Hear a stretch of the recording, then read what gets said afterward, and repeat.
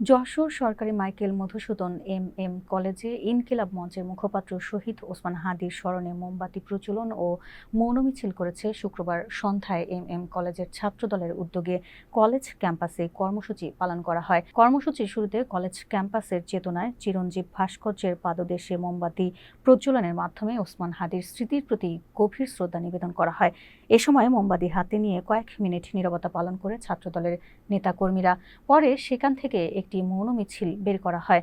মিছিলটি কলেজ ক্যাম্পাসের গুরুত্বপূর্ণ সড়ক প্রদক্ষিণ করে পুনরায় চেতনায় চিরঞ্জীব ভাস্কর্যের সামনে এসে শেষ হয়। মৌন মিছিল শেষে সংক্ষিপ্ত বক্তব্যে এম কলেজ ছাত্রদলের সভাপতি জাহিদুল ইসলাম বিল্টু বলেন, ওসমান হাদি হত্যাকাণ্ডে কোনো বিচ্ছিন্ন ঘটনা নয়, এটি একটি পরিকল্পিত ও নৃশংস হত্যাকাণ্ড। একটি সংগঠনের সক্রিয় কর্মীকে এভাবে হত্যা করে পার পাওয়া যাবে এমন সংস্কৃতি কখনোই মেনে নেওয়া যাবে না। তিনি আরও বলেন, দীর্ঘ সময় পার হলেও এই হত্যাকাণ্ডের বিচার না হওয়ায় অপরাধীরা আরও উৎসাহিত হচ্ছে এবং ন্যায় বিচার বাধাগ্রস্ত হচ্ছে। অবিলম্বে নিরপেক্ষ ও সুষ্ঠু তদন্তের মাধ্যমে প্রকৃত দোষীদের শনাক্ত করে দৃষ্টান্তমূলক শাস্তির দাবি জানান তিনি। একই সঙ্গে প্রশাসনের প্রতি দ্রুত বিচার কার্যক্রমে দৃশ্যমান অগ্রগতির আহ্বানও জানান।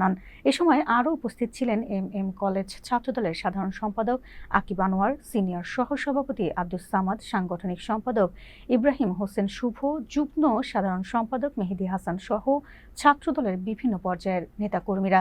তারা সবাই ওসমান হাদির স্মৃতির প্রতি শ্রদ্ধা জানিয়ে হত্যাকাণ্ডের দ্রুত বিচার নিশ্চিত করার দাবি পুনর্ব্যক্ত করেন।